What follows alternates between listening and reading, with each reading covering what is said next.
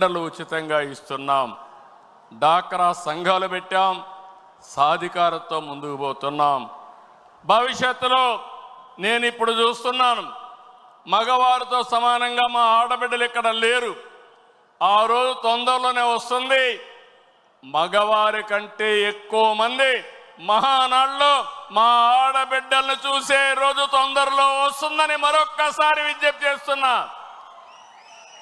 రాజకీయంగా, ఆర్థిక పరంగా, సామాజికంగా నా ఆడబిడ్డలు మగబిడ్డలతో సమానంగా ఉండాలనేది నా సంకల్పం. ఏమో మా ఆడబిడ్డలు మీరు సిద్ధమా అని అడుగుతున్నా. ఏంటయ్యా మీరు కూడా సిద్ధమా సహకరించడానికి అని అడుగుతున్నా.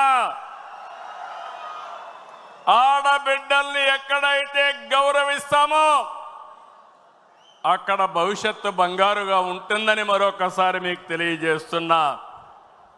ఇంకో పక్క అన్నదాతకు అండగా ఉంటాం.